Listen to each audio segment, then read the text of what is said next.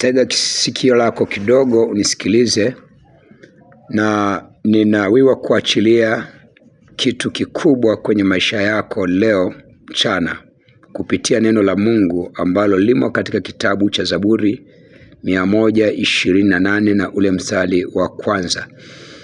Biblia inasema hadi mstari wa 6. Biblia inasema, heri kila mtu amchaye Bwana, aendaye katika njia yake. Taabu ya mikono yako hakika utaila.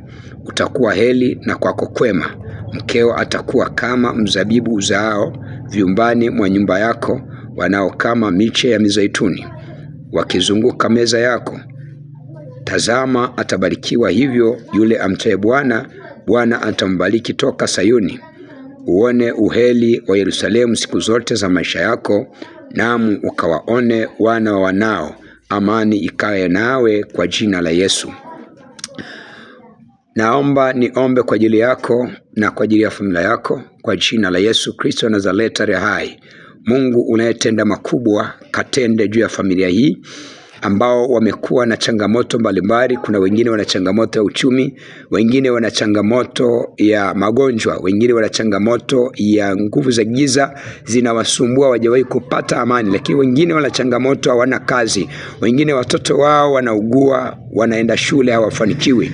Kwa jina la Yesu Kristo Nazareti aliye hai, ninatabiri na kutamka neema hii ikawapate katika jina la Yesu Kristo. Mungu, nenda ukatembelee familia iliyochoka. Ninaombea uzima na amani na afya tele katika jina la Yesu Kristo. Mungu wafiche na wafunike, lakini Mungu fungua kila milango ya baraka juu yao, wafanikiwa tokapo na kuingia. Huyo mama amechoka juu pamoja na watoto wake, amechoka kwenye familia. Kwa jina la Yesu, hana mpenyo, lakini Mungu wewe ni mpenyo wao. Wewe uliyewaumba unawajua, unaelewa namna gani waweza kufanya. Mwenye kiu apate maji na mwenye njaa apate chakula, mhitaji wa fedha apate fedha.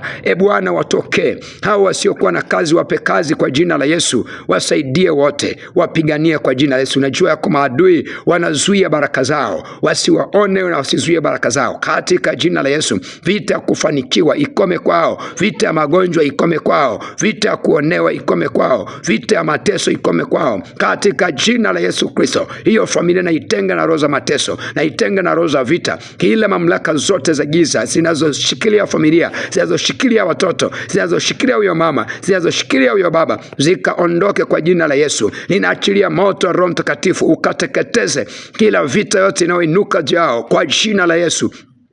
Mungu, nenda ukatawale, ukasimame, ukawatawale, kaonekanie, ukawapiganie Bwana. Wewe ni Mungu unayesikia maombi, nami umenitumia mchana wa leo kuomba juu ya hiyo familia kwa jina la Yesu. Inawezekana wana muda mrefu wako kwenye mateso, lakini Mungu wangu wa amani na Mungu wa neema, umezoea kututumia vinywa vyetu kuwafungua wafungwa. Nami natamka kwa jina la Yesu, taabu ya mikono yao wa ile wamekuwa wakifanya biashara, wanadhulumiwa, wanaibiwa, wanatapeliwa, kwa jina la Yesu, roho ya kutapeliwa ikome juu yao. Roho ya wizi, wengine wanaibiwa kipepo, wanakwenda kufanya biashara, wanapeleka fedha kununua bidhaa. Biblia inasema kwenye kitabu cha Ufunuo wa Yohana ile sura ya 18 mstari wa 11 kwamba mataifa wanalia, nchi inaomboleza, kwa maana hakuna auzaye na anunuaye. Kwa jina la Yesu, roho zilizokamata masoko yao, zilizokamata mauzo yao, kwa jina la Yesu yaachie. Hiyo familia inaishi kwa mateso, inaishi kwa uchungu, haiwezi kufanikiwa, haibarikiwi. Kwa jina la Yesu naomba kuinuliwa,